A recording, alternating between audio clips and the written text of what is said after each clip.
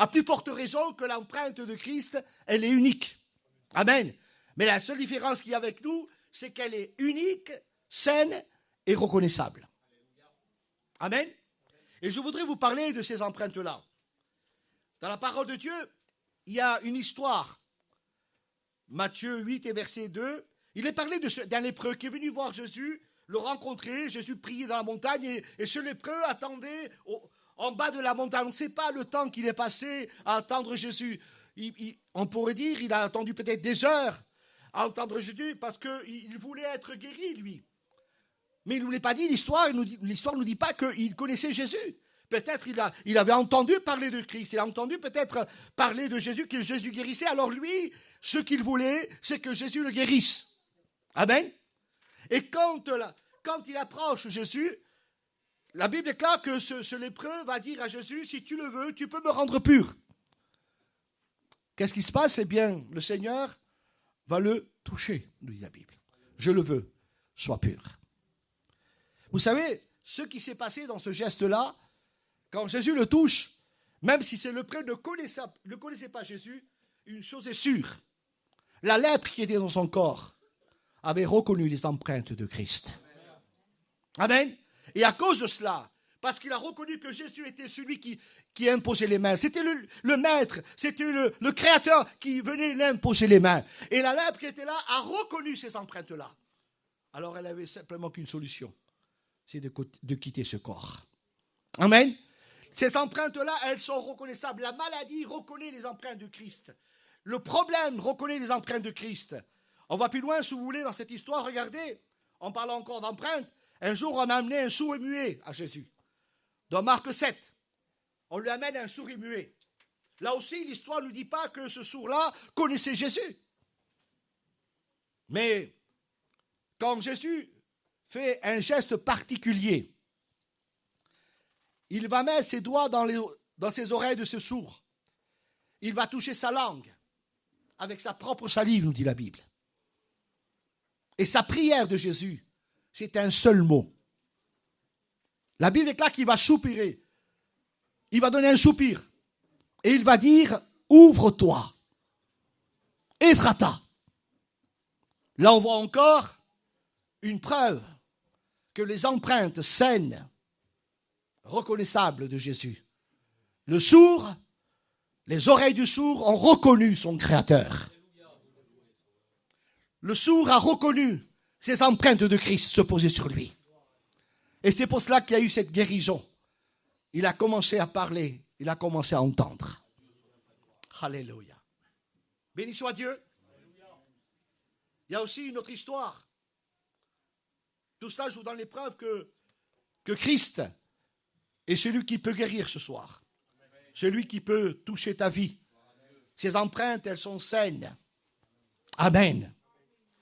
Regardez, la parole de Dieu dit encore qu'il y avait une femme, une veuve de Naïm, elle s'approchait justement, elle voulait enterrer, elle enterrait son fils, son seul fils qui restait.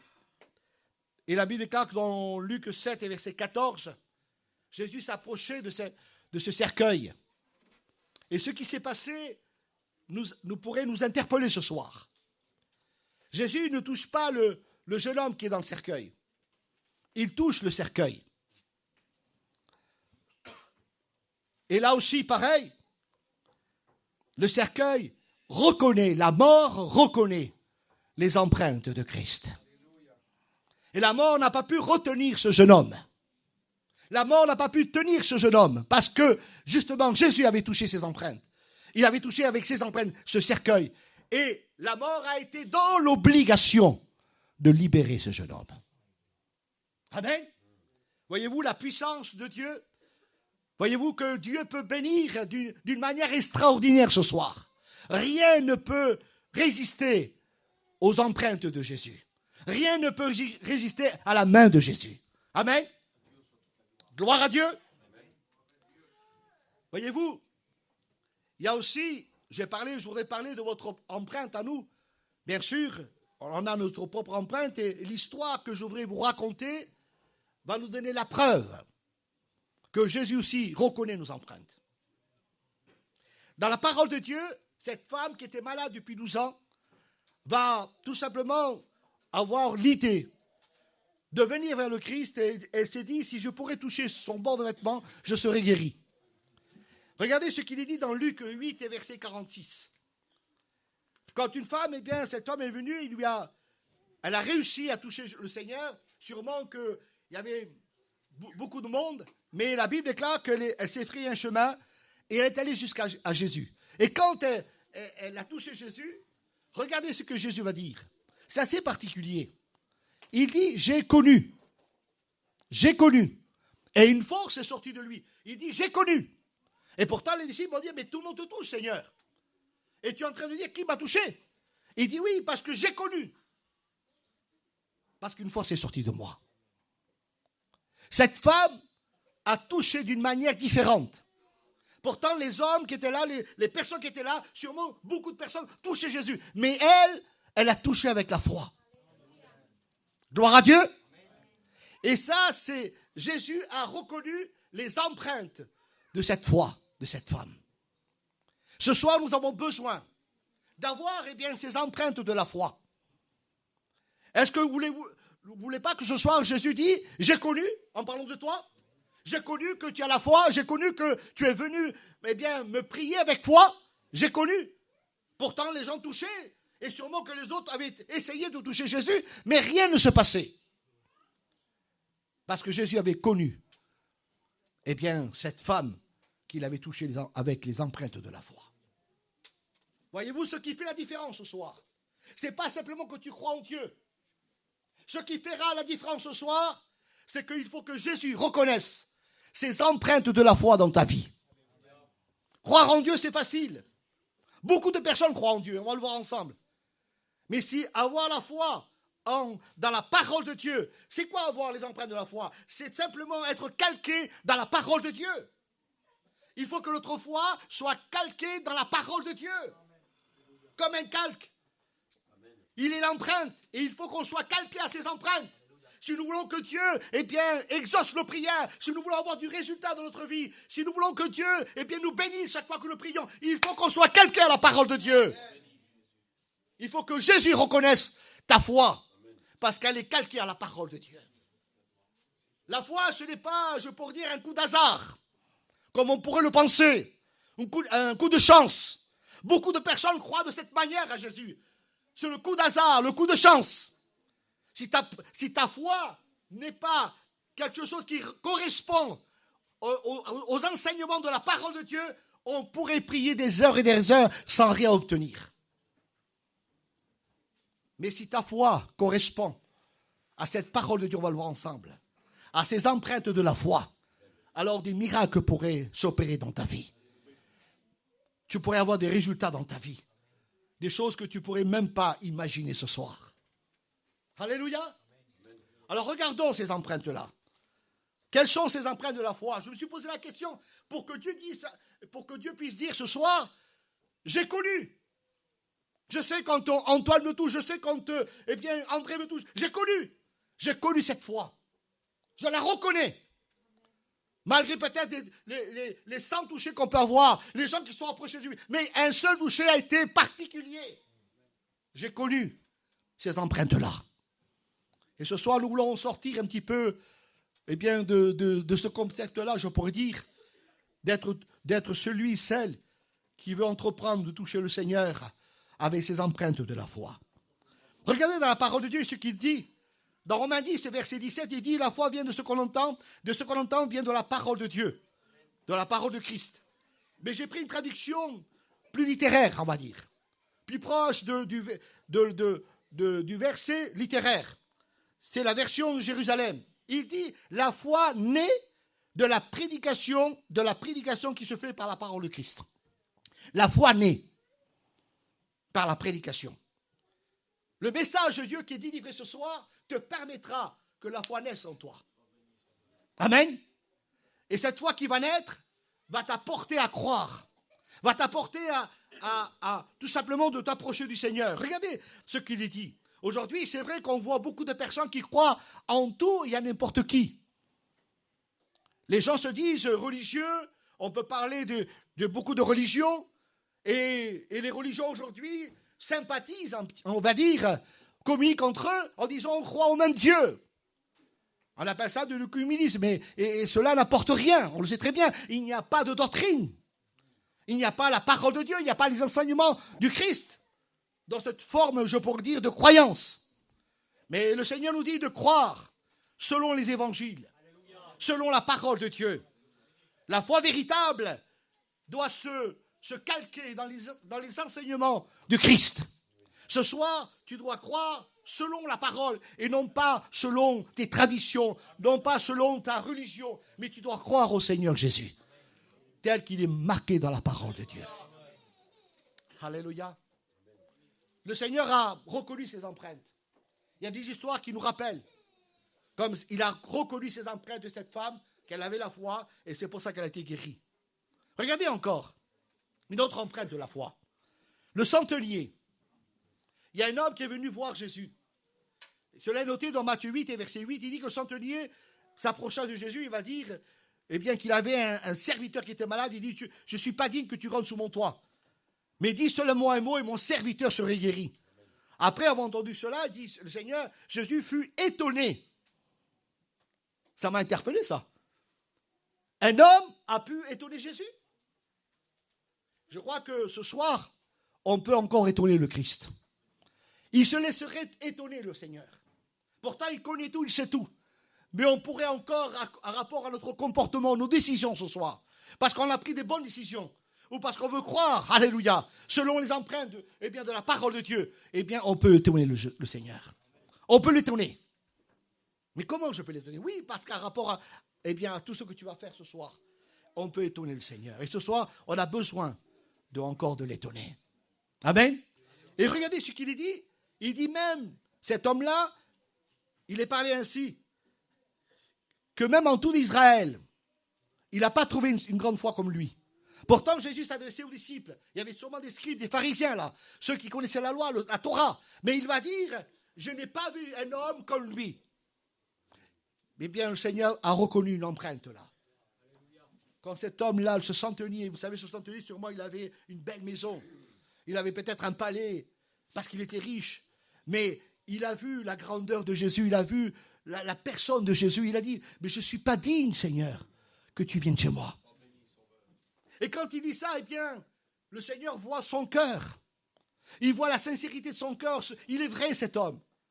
Et c'est l'empreinte, je pourrais dire, de la repentance qu'il voit. Est-ce que tu as ce soir, dans la foi en Dieu, cette empreinte de la repentance? Tu as besoin de ces empreintes-là.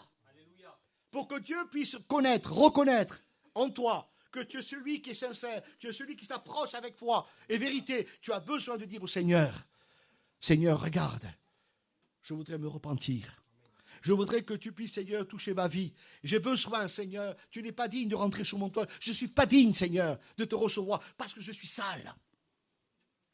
J'ai besoin de reconnaître ce soir mon état. Tu as besoin de reconnaître ce soir ton état. Alors, c'est les empreintes de la foi. C'est les empreintes de la repentance que nous avons besoin. Chaque fois que tu touches le Seigneur, est-ce que ces empreintes de la repentance sont là? Est-ce que Dieu peut dire, j'ai connu de toi? J'ai connu? Amen. Et oui, croire en Dieu ne suffit pas. Mais regardez ce qu'il dit la parole. Il dit dans 1 Jean 2, verset 5, il dit, mais celui qui garde ma parole, l'amour de Dieu est en lui, et il est parfait, nous dit la Bible.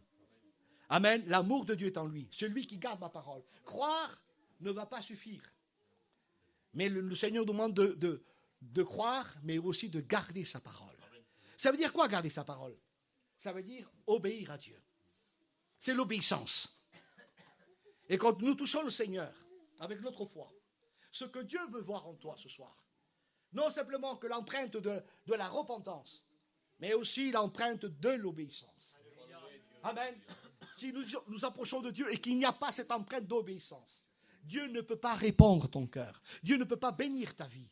Parce que souvent, on s'accroche toujours à croire sans obéir. Souvent, on est là pour dire, Seigneur, je crois en toi. Eh bien, aujourd'hui, tu dois commencer à obéir. pour obtenir, pour que Dieu puisse te bénir grandement, pour que Dieu puisse faire de toi, eh bien, un enfant de Dieu, tu dois obéir. C'est pour ça qu'il y a des prières qui restent sans réponse. Il y a des prières qui ne sont jamais exaucées parce qu'il te manque l'empreinte de l'obéissance. Amen. On continue. Alléluia. Gloire à Dieu. Merci Seigneur. Eh bien, regardez ce qu'il dit encore. Je voudrais vous parler aussi d'un autre homme, plutôt d'un homme qui était paralytique. Il avait, c'est dans Luc 5, verset 20. Vous connaissez cette histoire, porté par 4 hommes.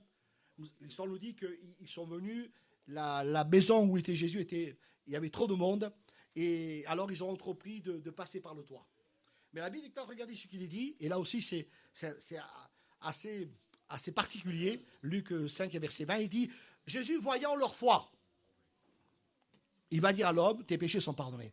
Jésus voyant leur foi. Alors, il est parlé, c'est vrai, on peut parler de ce paralytique, mais ce paralytique n'est pas trop participant dans cette histoire. Il y a les 4 acteurs. Les 4 acteurs, c'est ces 4 hommes qui portent le paralytique. Lui, il bénéficie, je pourrais dire. Il est en train de bénéficier de l'action de ces 4 hommes. Alors, ces empreintes-là de ces hommes, c'est quoi? Eh bien, c'est cette foi courageuse. Cette foi, eh bien, audacieuse, je pourrais dire. Ils avaient de l'audace. Parce qu'ils auraient pu attendre leur tour au milieu je pourrais dire, au milieu peut-être d'une file de personnes qui avaient là, attendre leur tour, et peut-être, eh bien, le Seigneur n'aurait pas arrivé à les bénir, parce que peut-être les gens ont été renvoyés. Mais eux, ils avaient une foi courageuse, je pourrais dire, et ambitieuse. Il s'est dit, on ne va pas attendre là. On ne va pas s'arrêter à attendre. On ne va pas attendre le retour. On va aller plus loin. Amen. Alors, vous connaissez l'histoire, ils sont montés sur le toit et ils ont cassé le toit pour présenter ce malade à Jésus. Et Jésus va dire, voyons leur foi. Alors, il se trouve, Jésus, dans l'obligation de bénir. Ce soir, Jésus a besoin de voir en toi ces empreintes du courage, de l'audace. Aujourd'hui, tu te conformes peut-être à te dire, à attendre le Seigneur qui puisse te bénir.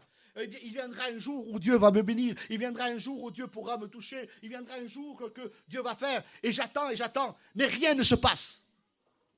Est-ce que ce soir, tu ne pourrais pas dire, Seigneur, peut-être il me faut encore les empreintes de ce courage, de cette audace.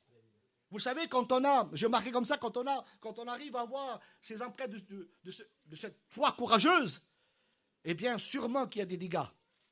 Sûrement qu'il y aura des dégâts. Comme ce toit qui a été cassé, il y a eu des dégâts. À cause de ces hommes-là qui avaient la foi courageuse. Il y a des dégâts. Si tu entreprends ce soir d'avoir cette foi, eh bien, je pourrais dire, des empreintes de ce courage-là, il y aura des dégâts. Oui, des dégâts, bien, ta logique va être éventrée. Ta raison sera éventrée. Vous comprenez cela? Ta raison, ta logique, ta nature sera éventrée. Pour laisser passer la présence de Dieu. Et ce soir, on a besoin de dire, Seigneur, je n'ai pas assez de courage. Je n'ai pas assez d'audace. Et c'est pour ça peut-être que je suis en train d'attendre. Et le temps est long. Est long pour moi, Seigneur. Mais j'ai besoin, Seigneur, d'être comme ces hommes. J'ai besoin d'avoir ces empreintes-là. Être reconnu par le Seigneur. De dire, Seigneur, maintenant, je voudrais monter. Et je voudrais que cette foi audacieuse fasse des dégâts. Amen. Des fois, on reste trop dans ce qui est carré. On n'ose pas trop affronter. On n'ose pas trop aller plus loin. Alors, on reste dans le logique, dans le raisonnable. Mais ce soir, Dieu nous dit d'aller plus loin. Et regardez la parole de Dieu, ce qu'il nous dit. Il dit que, regardez le verset qui nous dit, et bien que c'est le violent qui s'empare du royaume des cieux. Et il faut se faire violence à la foi. Amen. Il faut se faire violence ce soir. Alors, ayez ces empreintes de la foi. Et je voudrais, avec vous aussi, finir avec ce verset. Je ne vais pas être trop long ce soir. Quand il est dit, par exemple, dans 1 Jean 2, verset 6, 1 Jean 2, verset 6, il dit que celui qui demeure en lui doit marcher comme lui aussi, lui-même a marché. Et il est parlé de traces aussi. Il est parlé de traces dans la parole de Dieu. Dans 1 Pierre 2, verset 21, il est parlé de suivre l'exemple de Jésus et de le suivre tout simplement dans les traces du Seigneur. C'est aussi des empreintes. Ces empreintes, j'ai marqué comme ça, de la mise en pratique. Il te faut peut-être bien ce pas aussi. Il te faut peut-être ces empreintes-là, de la mise en pratique. Peut-être tu crois en Dieu, tu es prêt à obéir, mais tu n'oses pas aller plus loin, tu n'oses pas mettre en pratique ce qui s'est passé dans ton cœur. L'obéissance, parfois, elle est secrète. C'est entre toi et Dieu. Mais quand on passe à l'action, je pourrais dire, de la mise en pratique, elle est extérieure. C'est-à-dire que la foi qui est en toi, elle doit se manifester à l'extérieur. Les autres voient que tu as changé. Les autres voient que tu es en train d'obéir à Dieu. Et tu as besoin d'avoir ces empreintes aussi de la mise en pratique. Amen.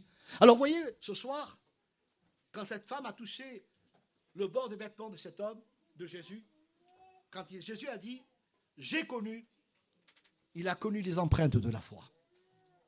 Peut-être bien ce soir, toi, il te manque quelque chose. Il te manque l'empreinte de la repentance concernant la foi. Il te manque peut-être l'empreinte de l'obéissance, l'empreinte du courage ou l'empreinte de la mise en pratique.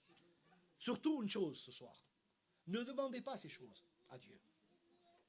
Parce que Dieu ne pourra pas vous les donner. Parce que toutes ces empreintes-là que j'ai citées, c'est la part de l'homme. C'est ta part.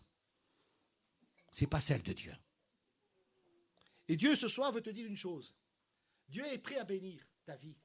Et crois-moi que ton problème, ta difficulté, ta maladie, quand Jésus va mettre ses mains sur toi, la maladie qui est en toi, le problème qui est en toi, va reconnaître les empreintes de Jésus. Amen.